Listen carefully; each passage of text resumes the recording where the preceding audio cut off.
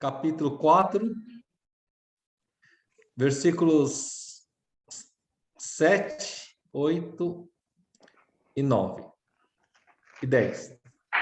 Deuteronômio 4, 7 diz: Pois que grande nação tem um Deus tão próximo como o Senhor, o nosso Deus, sempre que o invocamos? Ou que grande nação tem decretos e preceitos tão justos como essa lei que estou apresentando a vocês hoje? Apenas tenham muito cuidado para que vocês nunca se esqueçam das coisas que os seus olhos viram. Conservem-nas por toda a sua vida na memória. Contem-nas a seus filhos e a seus netos. Versículo 10. Lembre-se do dia em que vocês estiveram diante do Senhor, o seu Deus, em Horebe, quando o Senhor me disse: Reúna o povo diante de mim para ouvir as minhas palavras, a fim de que aprendam a me temer enquanto viverem sobre a terra e as ensinem aos seus filhos. Esses versículos lembram sobre o cuidado de Deus e como Deus quer que o seu povo seja temente a Ele para poder passar às futuras gerações as bênçãos do Senhor. Tá? Então, antes da gente começar, vamos orar então. Ó Pai querido, nós queremos te louvar, te agradecer por mais esse dia de vida. Muito obrigado por o Senhor estar presente em todos os momentos das nossas vidas. O Senhor está presente no meio do seu povo, entre seus filhos, de geração em geração. Nós queremos te agradecer por tudo isso. E mais uma vez agradecemos por essa oportunidade de podermos ouvir o testemunho dos servos do Senhor, do que eles têm ouvido e aprendido durante todas essas décadas. Que o Senhor abençoe e guarde tudo o que será dito e que sejam cravados nos nossos corações, nas nossas mentes, para que sejamos todos os dias gratos ao Senhor. Assim oramos, em nome de Jesus Cristo. Amém. Amém. Tio Ming, palavra. Boa noite a todos. Boa noite. Antes de nós continuarmos, eu quero fazer uma breve recordação. Então, nós saímos de Taiwan, embarcamos em navio no dia 20 de agosto de 1963. Após 50 dias, desembarcamos no Porto de Santos no dia 10 de outubro de 1963. Fomos levados para Pindorama, no sítio do Dr. Yang, através do seu filho. Ficamos lá 18 dias. Nesse meio tempo, apareceram dois senhor Vu. O primeiro que apareceu é o Vu de Botujuru, que já tinha uma granja em Botujuru. Convidou meus pais, que foram visitá-los. Almoçaram lá, e quando foram se despedir para voltar para Pindorama, mostraram o terreno onde está a igrejinha lá de Botujuru. E acabou apresentando que estava à venda e o dono alemão queria tal valor e ele entrou em contato para que isso acontecesse. E realmente foi comprado. Naquela ocasião, nós não tínhamos dinheiro, então meu pai não estava preparado para seguir com eles, mas ele foi dissuadido a continuar porque falaram para ele que, olha, nós viemos junto, vivemos junto ou morremos junto. Diante de uma força de persuasão tão grande, ele concordou em participar. Então, esse terreno foi dividido, primeiro, da esquina de 1.000 metros para ser o terreno oferecido para a construção da igreja. Depois disso, foi dividido em 6 lotes compridos, seguindo aquela estradinha de terra ao lado da casa do assado e da igrejinha. Isso foi feito através de sorteio. Não é porque quem pagou escolheu primeiro, nem aquele que não pagou e não teve escolha. Não, foi feito tudo por sorteio. Uma atitude assim que me comove até hoje. E o segundo senhor Vu, que apareceu, morava em São Paulo e tinha uma fazenda em Iguape, que apresentou condições assim quase que irrecusáveis. E levaram eles para visitar e ofereceu arroz por um ano, né? Ia trabalhar no terreno dele, era próximo a Rio Iguape, plano, terra preta, muito fértil e promissora. E na volta, as duas famílias, do tio Sam e do diácono Shen, resolveram ir, mas as outras 4 famílias não. Antes de a gente separar, foi combinado que, na virada do ano de 1964, na Páscoa, voltaríamos a nos juntar para construir a igrejinha que está em pé ainda, até hoje, lá em Botujuru. E assim aconteceu, né? Contei do porquê que eles tinham essa ansiedade de cultuar e ter a igreja com tanta pressa. Porque o personagem que eles mais admiravam na Bíblia era o de Abrão. Abrão, na sua peregrinação, saindo da cidade de Ur, toda vez que ele fincava num lugar, a primeira coisa que ele fazia era construir, edificar um altar para oferecer sacrifício a Deus. E eles, assim, o imitavam. Então, nós, na Páscoa de 64, nós nos juntamos tudo de novo, foi uma alegria muito grande, porque depois de vários meses nós revimos, né, todas as pessoas. E as 32 pessoas se engajaram todos unidos na construção da igreja. Os adultos, uns faziam, né, as varas de alicerces, né? Outros entraram na mata para cortar eucaliptos, trazendo toras grandes para servir de travessa para fazer o telhado. Era tão pesado porque eram molhados, né, verdes, que chegaram a machucar e sangrar o ombro, né? As mulheres e as moças ajudavam na cozinha, preparando as refeições, e nós, crianças, ajudávamos a pisar e fazer barro. Não tinha dinheiro para comprar cimento. Então, aquela igreja era tijolo assentado em barro, né? E nós também ajudávamos a transportar os tijolos, depois telhas. E assim, em uma semana, diria em 5 dias, foi encerrado o trabalho com o telhado coberto. Lógico, sem janela e sem portas também. Nesse ano de 64, uma das coisas que aconteceu nós íamos para a escola de Botujuru. E nós todos fomos, né? Até os mais velhos, já com 16, 17 anos, todos nós chegamos lá, fomos orientados a fazer a matrícula na escola. A escolinha de Botujuru hoje está muito grande. Naquela época, na nossa época, era só 4 salinhas lá embaixo e tinha 2 salinhas aqui na parte lá em cima 4 salas e aqui embaixo 2 salas. E eu lembro muito bem que nós fomos colocar tudo numa sala só. No primeiro dia, né, ficamos sabendo que a professora tinha o nome de Alice, e ela não foi muito com a cara da gente, não, né? Mesmo sem saber falar nada, pela expressão dela, nós vimos que ela nos olhava com cara de pouca amiga. Tanto é que saiu até uma discussão assim, porque os mais velhos se levantaram para confrontar ela em atitude, porque já que não conseguia entender nem expressar em português o sentimento de descontentamento. Tanto é que esses irmãos mais velhos das 6 famílias, em poucos dias desistiram, vendo essa recepção hostil. Nós também começamos a ter alguns problemas na escola, porque as crianças e alunos que já estavam lá viam na gente estranho, pessoas que facilmente poderiam ser assim perseguidos. Tanto é que todo dia, quando a gente voltava da escola, a gente era apedrejado com a mão ou com estilingue. Tio Minguinho, meu irmão mais novo, era o caçula das 6 famílias. Era muito pequenininho e ele sempre ficava por último porque não conseguia correr rápido. Então eu tinha que ficar com ele sempre, né, recebendo essas pedradas.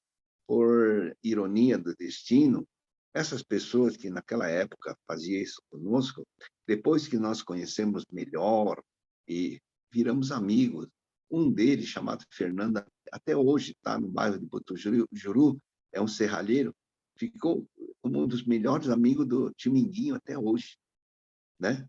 Éramos, assim, pessoas não benquistas e que, com o passar dos anos, com a convivência, tudo foi se ajeitando, assim, devagarzinho. Mas a gente tinha muito problema na escola por causa da língua. Nós não conseguimos acompanhar as aulas.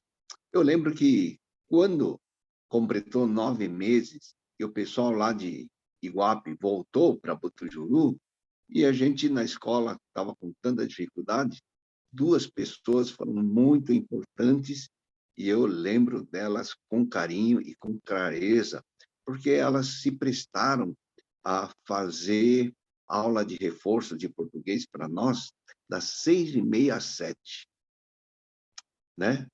Porque as aulas normais eram depois das 7h. E uma delas vinha no primeiro ônibus que vinha de Mogi para Botujuru, que era das 6h, e ela chegava mais ou menos 6h20 e já estava na escola. Essa professora, com muito carinho, lembro dela, chamava-se Elza, a professora Elza. Ela ficava com a turma um pouco mais velhas, né?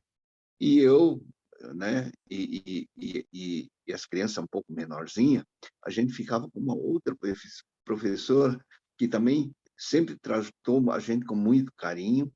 Era a família mais rica de Botujuru na época, que é a filha do senhor Honda. O nome dela se chama Kazuko Honda.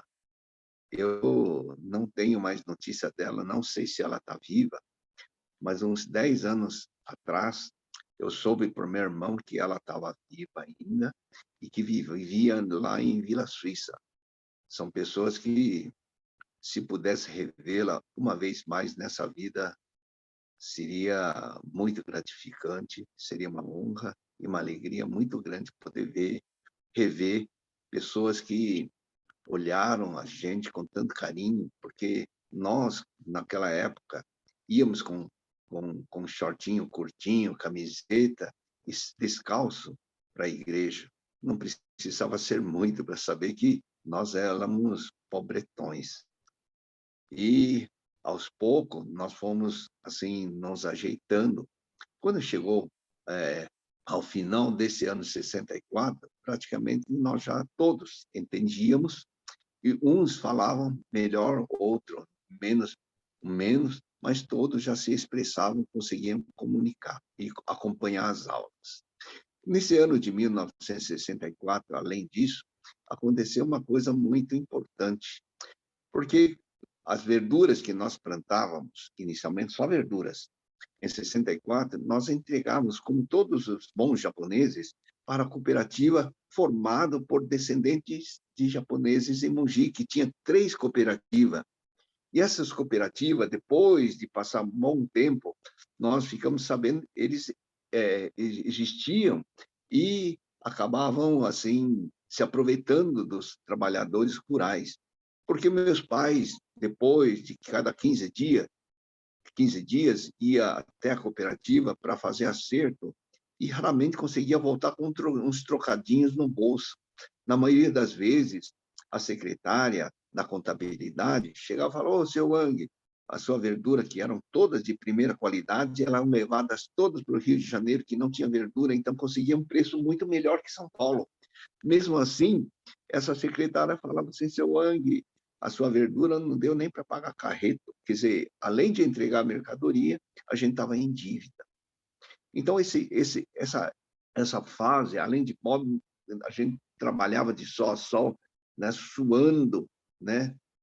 Mesmo assim, não tinha ganho, era muito difícil. E para meus pais também era muito desanimador essa situação. Um desses dias, eles todos desanimados com o acerto de conta que não deu em nada, e estavam andando nas ruas de Mogi numa quarta-feira. E foram parar lá perto da catedral, no centro de Mogi das Cruzes, e na catedral, de um lado tem a parte do mercado, do outro lado era uma praça, e hoje é ponto de ônibus. E nessa praça tinha tinha muitas barracas nas ruas, aquilo lá chamou a atenção deles. Eles andando pelas barracas acabaram encontrando uma pessoa conhecida, que era o nosso vizinho, o senhor Ueda. O senhor Ueda, se descer aquela rua de terra ao lado da casa de assado, ela bifurca bem na porta, bem no portão do sítio onde meu pai estava. A direita ia para Uriu e a esquerda ia para o senhor Ueda. Então, o seu Ueda, né, conversando em japonês, orientou, perguntaram, e aí, como é que faz para poder vender aqui? Aí ele falou, não precisa muito, não, é só ir solicitar cadastro, né, lá na prefeitura, uma vez autorizado, eles dão uma vaga para você e você pode trazer seu produto para andar. Aquilo abriu uma luz no final do túnel, né? Então, assim foi feito. Em pouco tempo, então, de endividados e mal pagos, nós começamos a vender nossos próprios produtos nas feiras. E ela acontecia sempre nas quarta-feiras e no sábado. Então, nós plantávamos de segunda a terça à tarde já começava a colher, preparar, né? Encaixotar, depois levava com carrinho na mão até a casa do seu Ueda, que tinha um caminhão, e prestou-se a levar nossas mercadorias com uma paga bem simbólica, ajudar mesmo. Então, na sexta-feira acontecia a mesma coisa. E era muito sofrido que nossos irmãos mais velhos, né? No caso, meu irmão mais velho faleceu no ano passado, né? E todos os irmãos mais velhos e as irmãs mais velhas tinham que sair às 2 da madrugada, que o seu Ueda passava bem em frente do nosso portão, eles embarcavam na boleia com as mercadorias, ia até a cidade, né? Descarregava e montava as barracas. Eu soube que eles se ajudavam, né? Mesmo os rapazes sempre ajudaram as moças, porque quem ia para a feira, no caso da família do tio Sam, ela é irmã, que vocês não conhecem, porque ela está em São Paulo, é casada com o pastor Ricardo Shen, né? E a mãe da Betinha é que ia pela família. Então, os 4 rapazes ajudavam elas. A partir desse momento, a parte financeira das 6 famílias deu uma reviravolta muito grande, né? Então, nós, toda semana, em 2 feiras, começou a entrar um pouco de dinheiro. No final de 64, né, também aconteceu de nós ouvirmos que tem um seminarista tavanês que estava morando e vivia em Suzano, mas ia para São Paulo, né, para ISP, né, conduzir o culto de lá. Ao sabermos disso, nossos pais, num sábado, juntos foram até ele e clamaram para que ele pudesse vir ajudar a gente. E ele mesmo, com um horário muito apertado, porque terminando o culto de manhã, ele não podia nem almoçar, porque não dava tempo, ele tinha que sair correndo, né, pegando ônibus, embarcando num trem para chegar até São Paulo, para dar tempo de conduzir, né, o culto do ISP às 2 da tarde.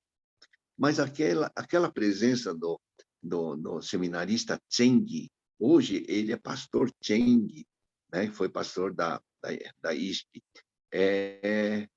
aquilo deu um alento muito grande, porque a nossa necessidade e nosso desejo de ter um pastor que venha a conduzir a parte espiritual, a alma, era muito grande. E ele vendo esse fervor dos nossos pais, ele não teve coragem de recusar. Tanto é que, quando chegou ao final de 1964, um ano conturbado no Brasil, né? Vocês sabem que esse ano teve o levante militar que tomou poder nesse país. Mas para nós não sabíamos nada disso, porque a gente estava lutando pela sobrevivência. Isso era apenas um detalhe que só soube depois de muito tempo estudando na escola. Enfim, o pastor Chen começou a vir, né? E o culto da gente sempre foi em dois turnos, às 10 e às 2 da tarde. Então, o pastor ou seminarista vinha de manhã, conduzia, e à tarde nossos pais continuavam fazendo o rodízio de conduzir o culto à tarde. Domingo era um dia de cultuar a Deus, literalmente falando, né? E eu, seminarista Cheng, nesse final de 64,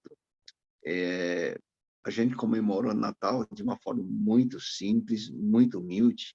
Eu lembro que a esposa do seminarista, ela veio nos últimos sábados à tarde e juntou 5 das crianças mais pequenas, entre eles eu, tio Sam, meu irmão tio Minguinho, e mais 2 que vocês não sabem, porque já está fora da nossa igreja há muito tempo.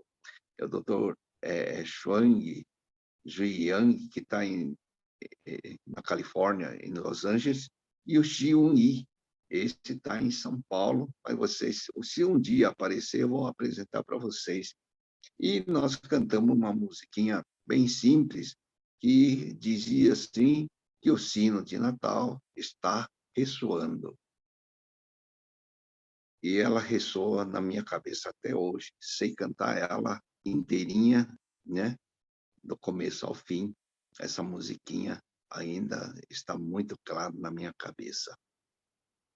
Ao final de 64, com a feira e a melhoria da situação financeira, o pai de Shen Paolu, que é o diácono Shen, porque as 6 famílias são 3 famílias Shen, uma família Shi, uma família Shuang e o nosso Wang. Uma dessas famílias Shen, ele já havia plantado uma vez cogumelo em Taiwan, mas só uma vez. E ele falou assim, olha, eu vou juntar o dinheiro que eu tenho, comprar tijolo, telha, vou construir um barracão, e conseguiu também comprar palha de arroz e começou a preparar, né? Era muito fedido, e a palha de arroz, que era meio amarelada depois de molhado, adubo, esterco de galinha, ficou preto, preto, preto, e a gente pensava assim, todo dia, nós 6 famílias passava lá na casa do diácono Shen para dar uma olhada. Nossa, que negócio fedido, feio, mas isso aqui pode dar alguma coisa. Enfim, um mês e pouco depois, né, ele estava fermentando, virava, revirava, aí ficamos sabendo que o barracão de cogumelo dele era pequenininho, era todo o dinheiro que ele tinha juntado estava investido nessa empreitada. E ele colocou lá dentro, né? Colocou lá, e a gente também ia acompanhando, todo mundo, todo dia dava uma passada. Bom, um belo dia, ficamos vendo que ele já estava assim, peneirando terra para cobrir aquele composto plantado, né? É, dentro do barracão. E depois de um certo tempo, nós vimos ele pendurar um latão, né? Com uma mangueira e estava regando. Então, passou-se mais ou menos uns 2 meses desde o início do processo. Um belo dia cedinho, nós ouvimos um grito assim: olha, venha ver, está brotando, está brotando. E todas as 6 famílias foram lá para ver. E o presbítero Xi, quando viu o cogumelo redondinho, branco, alvo, ele falou assim: é maná. Uma palavra assim que assim fez gosto no ouvido de todos. Falou: nossa, maná é uma coisa abençoada por Deus. Então, nós começamos a acompanhar, então, a colheita do diácono Shen. Não saía muito, não. É uma caixa, 2 caixinhas de uva todo dia. Gente, para quem já plantou cogumelo, a família já plantou, o pai já plantou, vocês sabem que o cogumelo, ele leva mais ou menos de 30, no máximo 45 dias, e muito mais, assim, exceção, chegava a 2 meses de colheita. Sabe quanto tempo levou o diácono Shen para colher essa primeira leva? 9 meses. 9 meses. Nunca antes e nunca depois houve algo parecido. Nesses 9 meses, segundo o depoimento e testemunho do diácono Shen, todo o dinheiro que ele pôs para construir, para comprar composto, insumo, tudo que ele investiu lá, ele recuperou nesse barracão. É um fato também inédito. Nunca ouvi alguém que tenha conseguido, em uma vez só, recuperar todo o capital que investiu no plantio de cogumelo. Deus sabia da necessidade desse irmão e do quanto ele lutou para colocar aquilo lá. Aquilo chamou a atenção e nós começamos, então, a preparar todas as famílias na transição. Então, plantava verduras e também foi preparando para plantar cogumelo.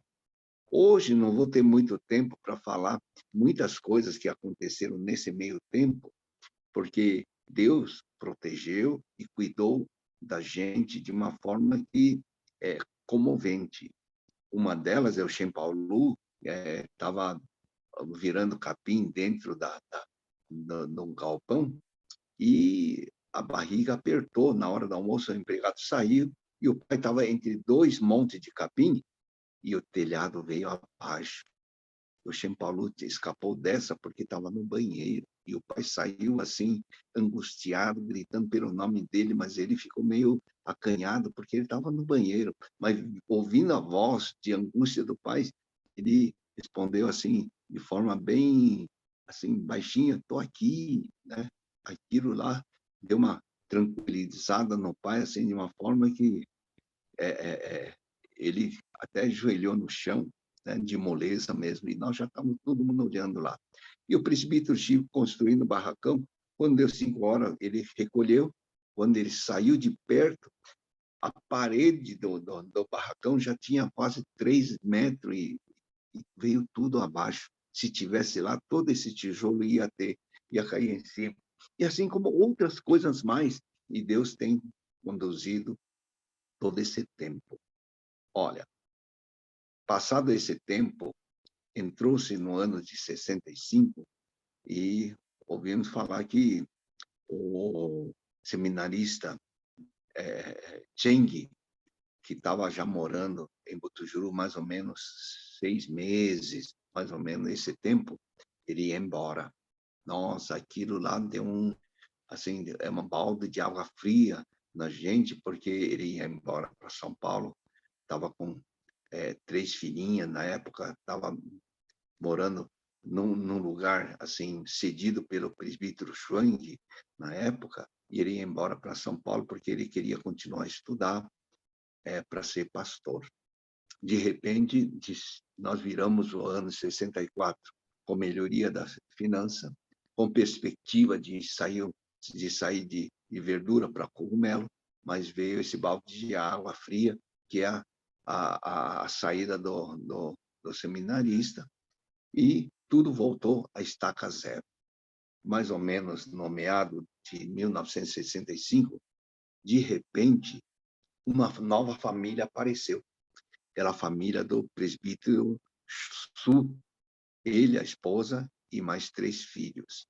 De repente, a igreja de Butujuru, de 32 famílias, que nós fizemos uma igrejinha pequenininha para 60, 65 já lotado, porque imaginávamos que ninguém ia vir para um lugar esquecido e perdido no mapa monte.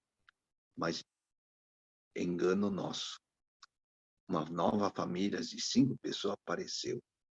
Olha, quase 20% de aumento.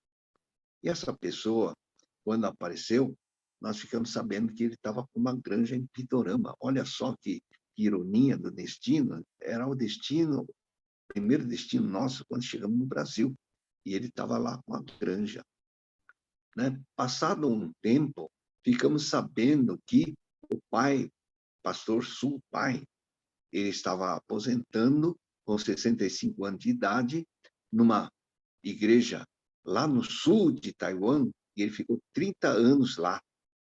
Pastor Su Pai, pastor muito conhecido no meio da igreja de Taiwan, porque ele foi o precursor, né, do trabalho de evangelismo com os nativos de Taiwan, que era um povo esquecido, menosprezado pela sociedade taiwanesa naquela época. Hoje mudou muito, mas naquela época, né, eles eram vistos não como gente até, realmente menosprezado mesmo.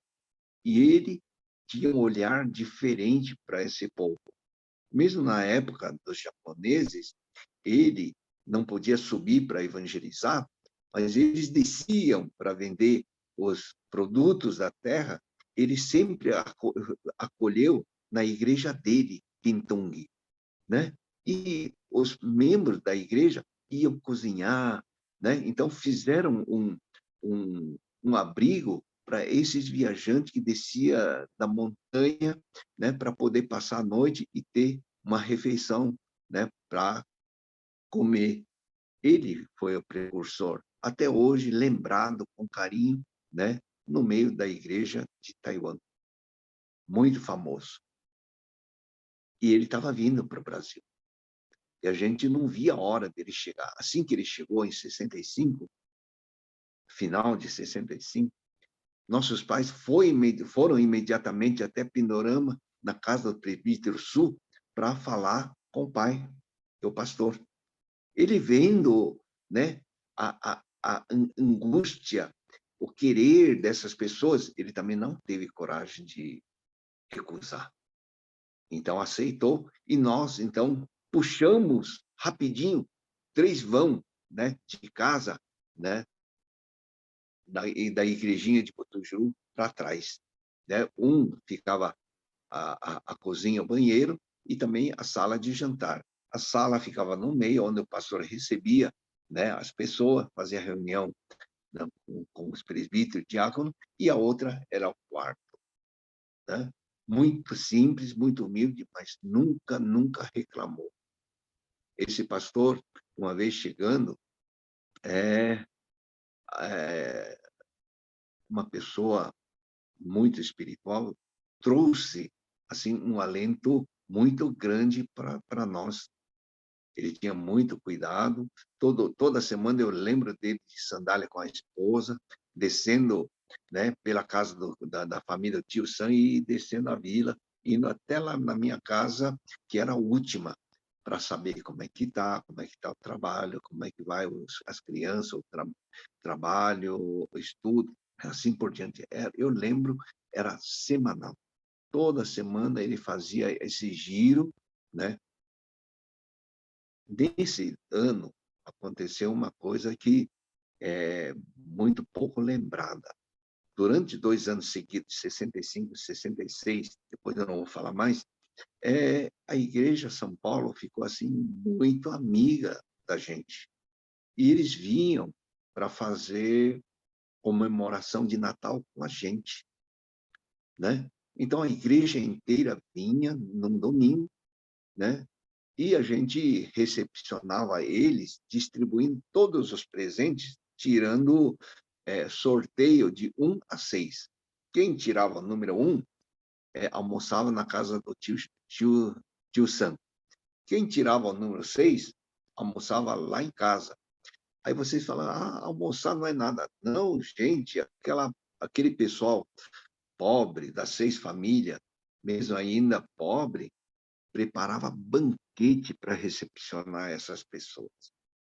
Então, isso fez com que estreitasse muito esse relacionamento, tanto que por muitos anos, hoje eles, assim como nossa igreja já esqueceu, que nós tínhamos uma igreja irmã, e essa igreja irmã era a Igreja de São Paulo, que vocês chamam de ISP, que com o tempo, com a distância, com o isolamento, nós perdemos esse elo. Bom, enfim, com 65, anos 65, e o pastor Su chegando, viramos a 66 com assim um ânimo muito grande, e notamos que as 6 famílias, aos poucos, estavam abandonando a verdura e aumentando os barracões de cogumelo. E nossos irmãos tinham que levar tudo na mão no começo, né? levava na mão, pegando o trem, e na mão até o mercado municipal, aqui em São Paulo, lá na Cantareira, né? Essa era a vida, né? Tinha que sair muito cedo. E eu fico pensando, o pessoal fica impressionado de eu acordar muito cedo, 4 horas, mas isso tem história, porque meus pais acordavam meia-noite para apanhar cogumelo, e eu e o tio Mininho éramos acordados a 1 para cortar. Eu acredito que todo o resto das 6 famílias era assim. Então, eu estou acordando tarde, gente, não estou acordando cedo, não. Eu acordava a 1, agora estou acordando às 4. Olha a mordomia, tá vendo? Né? E agora, com isso, nós vimos que o ano de 66 chegando, e um belo dia, o pastor Su, com nossos pais, eles tinham esse hábito de, depois do culto de domingo, ficar sentado conversando. E as mulheres, as senhoras também ficavam batendo papo, né? E nós brincando, né? Eu lembro com muita saudade, e assim, com uma doçura muito grande dessa época, que apesar de ser pobre, ela traz ricas recordações. Hoje vejo, né, pessoal, quando termina a igreja, sair correndo, como se o capeta estivesse perseguindo, e ir para casa, com certeza, para dormir, babar no travesseiro. Eu conclamo, irmãos, se puder, vamos ficar um pouco na igreja, vamos conversar, vamos ouvir, vamos ter comunhão com o outro, como isso aconteceu lá atrás. E nessa conversa de 1966, no começo, surgiu, né, uma ideia de enviar o pastor Su, logo já depois de 1 ano de chegar, voltar para Taiwan para levar nossas notícias de que nós não morremos de fome, não. E também levar notícias do Brasil para apresentar como esse país é maravilhoso e tem potencial muito grande para qualquer um que se dispusesse a lutar e trabalhar aqui, que eles chamaram de uma dívida evangelística. Então, o pastor Su, o filho, o presbítero Su, os 6 pais das 6 famílias, e um presbítero Lin, da Igreja de São Paulo, que tinha uma câmera, né, de filmagem 8 milímetros, e ele se dispôs a ir junto. Então, eles foram para Santa Catarina, Rio Grande do Sul, para mostrar as grandes fazendas e de como é rico esse solo brasileiro. Então, o pastor se preparou e nós, então, a igreja pobre, com 3 anos de história em Butujuru, enviamos o nosso pastor para Taiwan para ir visitar as igrejas que tivessem atividade e queiram que ele fizesse esse testemunho e passasse esse filme. Primeiro foi para as nossas os nossos 2 vilarejos, né? Da minha igreja e da igreja do tio Sam, para apresentar para os irmãos dessas 2 igrejas que, olha, nós estávamos bem, né? E vivos, né? Bem vivos, por sinal. E que o Brasil era um país muito bom e com muito potencial. Inicialmente preparado, pastor Sul, pai, para ficar 4 meses, a receptividade era tão grande e tão boa que ele não conseguiu voltar com 4 meses. Ele ficou 8 meses. 8 meses, né? Pagando essa dívida evangelística, que meus pais chamavam essa viagem assim, custeado, né, pela pequena igreja, que tinha agora 7 famílias. Lembrando, pessoal, hoje nós temos 200, 300 membros na igreja, e muitas vezes nós esquecemos a necessidade da igreja. E naquela ocasião, ainda pobres, 6 famílias conseguiram sustentar a igreja com o pastor. Humilde, pouco, é verdade, aquele pouco para nós naquela época era muito. E eles estavam dispostos.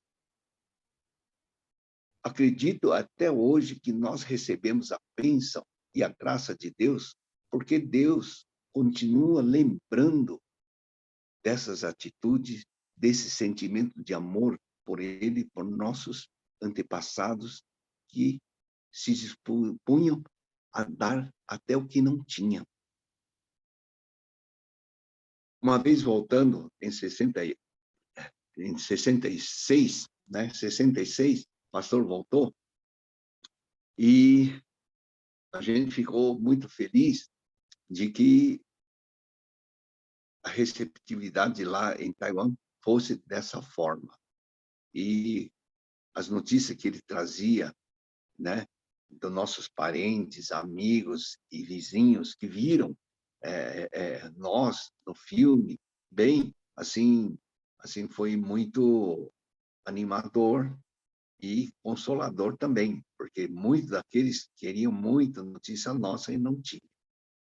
E a gente ficou assim naquela espera, assim, o que será que vai acontecer a partir de agora? Uma vez que, né, a igreja agora tem 7 famílias. Olha, virou ano de 67. Eis que surge o primeiro fruto dessa dívida evangelística e apresentação do nosso país lá em Taiwan. Uma família, né? Uma família com 6 membros tinham chegado de Pintang, sul de Taiwan, né? E eles já conheciam da igreja de Pintang a família do pastor Su e do presbítero Su. Essa família, primeiro fruto dessa dívida evangelística, é da família do tio Tang. O pai dele, a mãe, trouxe os 4 filhos junto. De repente, a igreja cresceu para 7, 8 famílias, né? Então, isso assim, abriu o olho de todos nós que não pensavam mais que esse é um lugar esquecido por Deus, muito pelo contrário, né? Então, o pastor o Sul, vendo essas coisas, numa dessas conversas com os meus pais, que eram os presbíteros e os diáconos na época, já começou alertando. Olha, gente, vamos preparar, porque o futuro não pode ser aqui em Botujuru, não, porque deve chegar muita gente de Taiwan e deve se dispersar em torno da cidade. O bom senso recomenda que nós saíssemos de Botujuru para ficar na cidade. Naquela ocasião, mesmo com 8 famílias, ainda pouco, a gente ria por dentro, fazendo pouco caso dessa observação, achando que era prematura e talvez não desse nada. Eis que virou o ano de 67 e entrou no ano de 68, de repente nós ouvimos, né, que tinha gente que vai chegar. Lembra que quando nós saímos de Taiwan, a minha família, a minha irmã mais velha, é a avó do Christopher, mãe do Gedeão. Ela não pôde vir junto. E em 68, no meado, ela tinha chegado. Junto nesse ano também chegou o filho mais velho do presbítero Xi, é o tio mais velho da Betinha. E ele já casado, ele é casado com a irmã do tio Sam, a segunda irmã do tio Sam. E ele já tinha experiência de ter sido presidente da mocidade em Taiwan. Quando ele chegou no Brasil e viu a gente, essas crianças todas pretinhas, magrinhas, e com o nariz escorrendo, tem gente com fone aberto, escorrendo. Uma vez ele falou para mim, Ming, quando vi vocês naquela época, daquele jeito, eu pensei, que futuro essas crianças teriam aqui no Brasil? Realmente a gente era visto como material sem futuro no Brasil naquela época. Mas mesmo assim ele não desanimou. Assim que ele chegou, a primeira coisa que ele fez, ele foi organizar a mocidade, gente, jovens, A mocidade da nossa igreja começou com o irmão Xi, né, em 68. Tinha pouco, mas já começou até isso. Nesse mesmo ano de 68, nós tivemos o primeiro encontro de jovens entre ISP e Mogi, né? Foi um dia só, mas já tinha esse encontro. Nesse ano, na verdade, né, o presbítero Xi e o presbítero Shuang, eles já tinham, no finalzinho do ano, dinheiro e queriam expandir o negócio dele e comprar um terreno bem maior, um sítio bem maior, lá, lá no Jardim São Pedro, César de Souza, lá no fundão da Vila Industrial, né? E foi lá que nós ficamos, né? Eu, ainda muito criança, também participei desse dia. Eu lembro do meu irmão, de todos que lá estiveram, lembro do missionário Chen também, né? Então, nós tivemos esse primeiro encontro, seria assim, um tira-gosto de um acampamento. Isso aconteceu em 1968. Lembro com muito carinho, todos nós, e o pessoal da ISP, um deles né, que veio também um pouco, assim, mais ou menos nessa época, é o pai da Anne. Anne, fala para seu pai, e dia 5, viu? Tenho saudade dele. Eu só reconheci o pai da Anne no dia do casamento dela. Eu já conhecia ele há muito tempo. Era velho amigo lá do ISP. Bom, chegando em 69, eis que, então, 68, chegou minha irmã e o filho do presbítero Xi e 5 famílias de Taitung. Área montanhosa de um lado e praia do outro. Muito famoso ponto turístico em Taiwan. 5 famílias iam vir de uma vez só, né? Uma delas, a família da Ana, a nossa Ana, querida Ana, secretária, a família. Uma outra família é a família do Apolo, né? 2 irmãos lindos da igreja de Botujuru e o presbítero Tsai, que já faleceu, também de Botujuru. Então, 5 famílias. De repente, em 68 ainda, a nossa igreja lotou. Lotou. Aquela igrejinha que a gente achou que nunca ia encher, porque não ia vir ninguém, em pouco tempo, em menos de 5 anos, ela lotou. Houve um aumento de 100%, crescimento de 100%. Pasmem. Pasmem. Quem imaginaria uma coisa dessa num lugar chamado Botujuru? Na verdade, nem sei o que significa Botujuru. Nome indígena, na verdade. Um lugar que você não acha no mapa mundi, eis que, de repente, chega tanto danês. Virado 1969, apareceu, né, o pessoal da Igreja São Paulo, querendo tirar nosso pastor, porque o missionário Cheng deixou a igreja para estudar, para dedicar no estudo para, né, para ser pastor. E eles ficaram sem pastor. E eles vieram assim, com tanta assim, vontade, que o pastor Su, pai, né, se sentiu assim muito condoído. Então, ele entrou em contato com o filho, pastor Su filho, que era pastor numa pequena cidade em Taiwan. Ele tinha 30 e poucos anos naquela época. E ele pediu para orar. Depois de um período de oração, o pastor Su filho resolveu que viria para o Brasil, né, segundo o chamado e o pedido do pai, atendendo a esse chamado. Era inicialmente para o pastor Su filho ir atender a necessidade da igreja do ISP. Mas a igreja ISP tinha outros planos. Eles queriam pastor pai. E forçaram a barra nesse sentido. Tanto que o pastor Pai chamou os oficiais da igreja de Botujuru, nós éramos ainda de Botujuru, para conversar. E, no fim, ficou acertado que, então, tudo bem, ele iria para São Paulo e o pastor Filho ficaria na nossa igreja. No final de 69, ele chegou. Mas ele não chegou sozinho, não. Ele chegou com mais duas famílias. Uma das famílias é nosso querido presbítero Wang, pai do Lepin e do Leicá.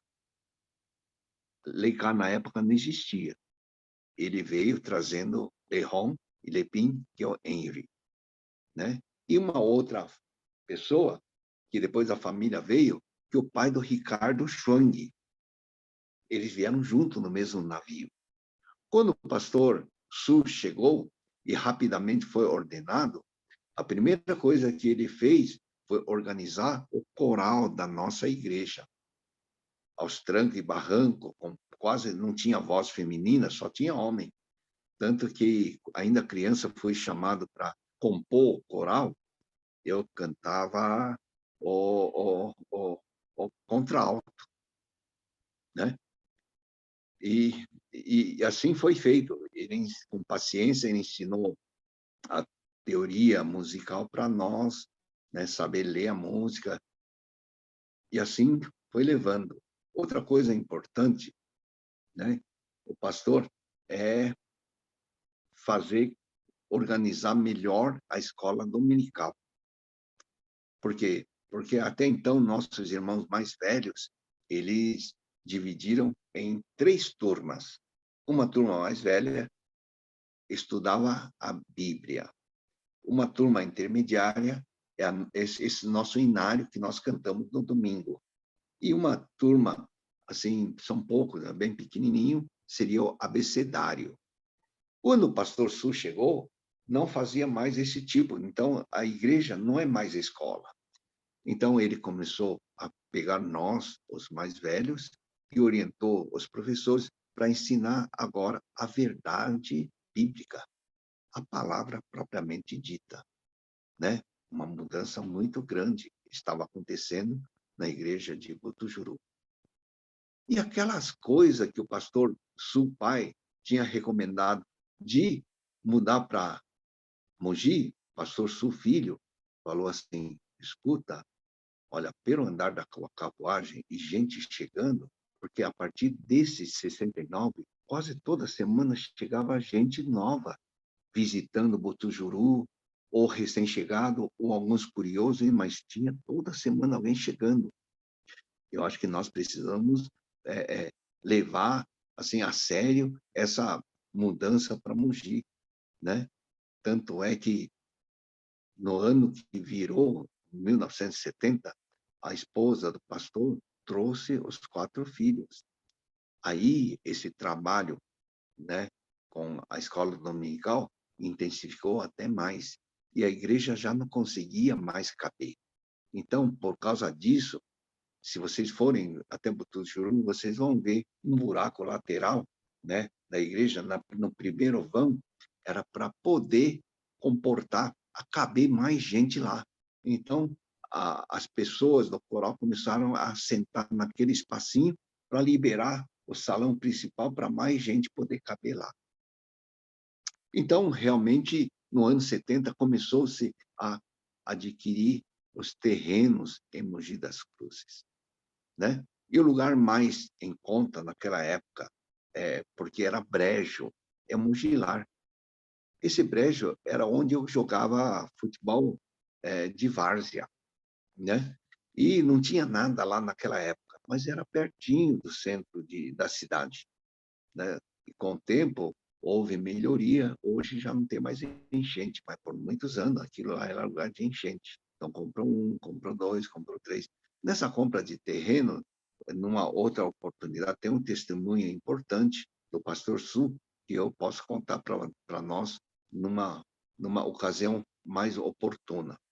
Bom, enfim, começou-se o ano 70 e a compra desses terrenos estava de vento em popa, porque todos nós, nossos pais, os oficiais da igreja, estavam já convencidos de que aquelas palavras do pastor Su, pai, eram proféticas. Ele tinha visão e ele enxergava longe.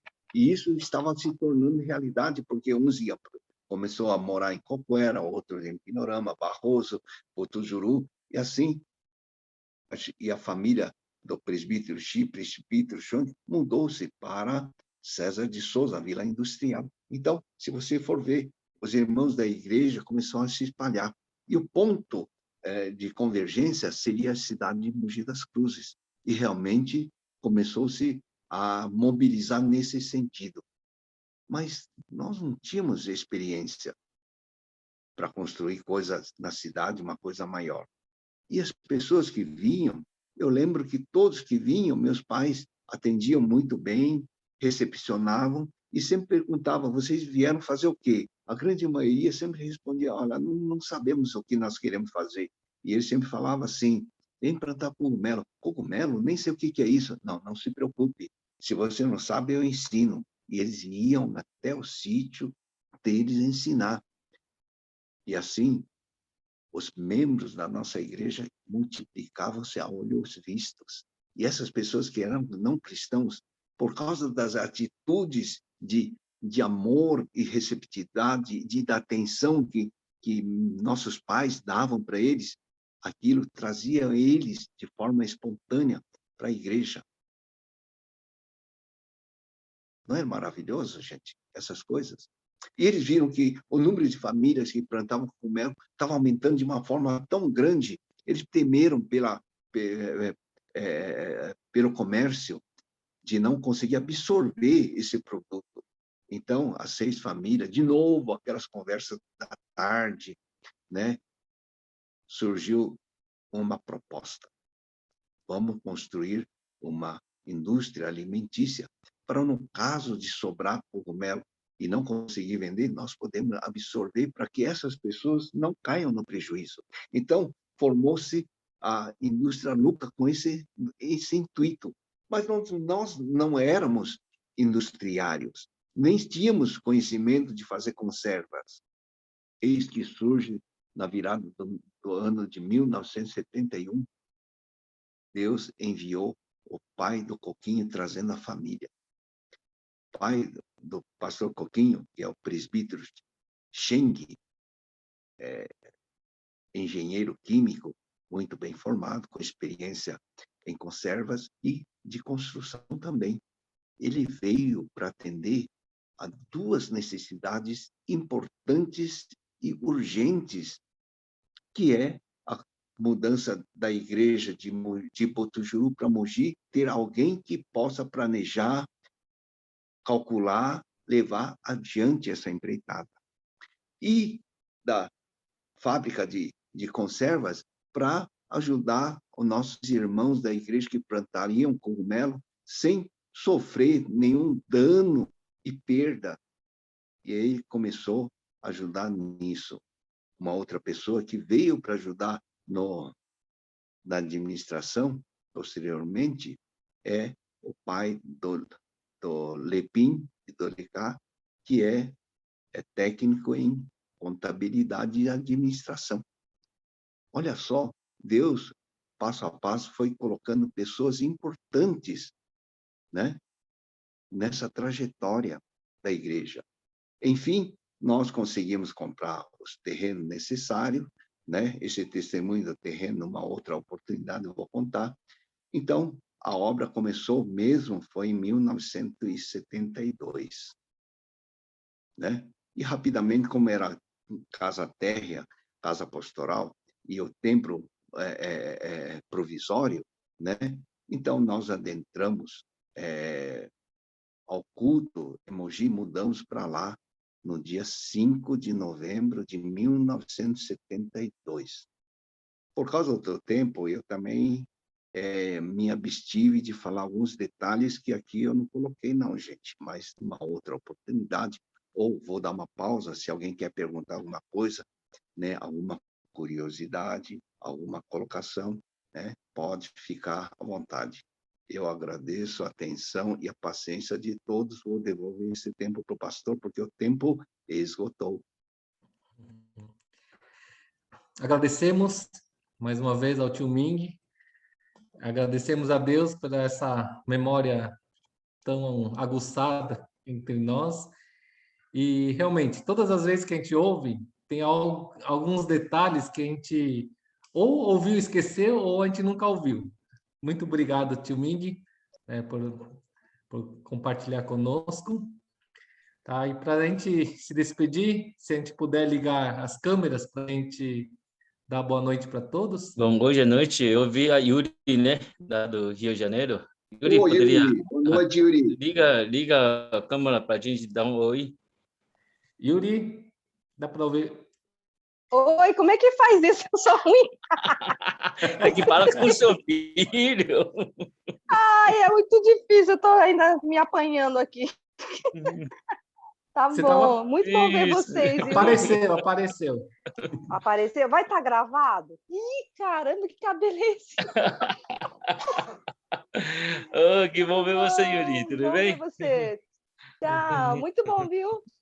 Saudade. Yuri. Vai estar gravado, tio? Vai estar gravado. Estou passando no YouTube também, depois. Tá bom. Tá bom? Obrigada. Tá. Tchau a todos.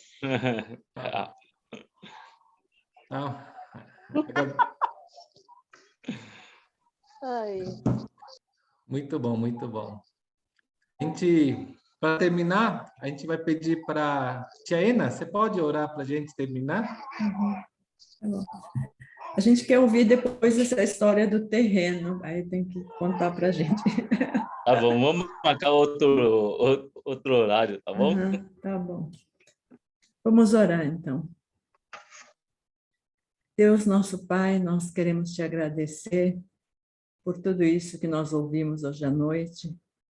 Realmente é maravilhoso ver a tua graça, o teu amor, o teu cuidado em cada momento da história. O Senhor sabendo de antemão as pessoas necessárias e o Senhor dirigindo para as pessoas poderem fazer parte da igreja. Nós agradecemos porque essas experiências passadas nos fazem confiar mais no Senhor, nos fazem crer naquilo que nós ainda não vemos, porque nós já vimos muitas coisas que aconteceram. Isso é fé. A gente poder ver essas coisas que aconteceram e saber que o Senhor vai continuar operando no futuro e o Senhor vai trazer as pessoas necessárias, que o Senhor continua no controle soberano, sempre bondoso, amoroso e cuidando de todos nós. Muito obrigada, Senhor, que esses testemunhos fiquem gravados nos nossos corações, para a gente compartilhar com as outras pessoas as grandes obras do Senhor e o que o Senhor tem feito. Obrigada, abençoa cada família aqui nesta noite, cada um que ouviu, que possa refletir e possa nos levar a ser mais gratos ao Senhor em todas as coisas. Muito obrigada, Senhor. Então, abençoa a família dos pastores, abençoa o tio Ming, que compartilhou de maneira tão maravilhosa, e muito obrigada por nos dar essas palavras todas. Em nome do Senhor Jesus, amém. Amém. Amém. Boa noite. Boa noite. Boa noite. Boa noite. Boa noite. Oi, Lecá. Você não estava na história, depois você chegou. Tá bom. Boa noite. Boa noite. Tchau. Boa noite. Boa noite.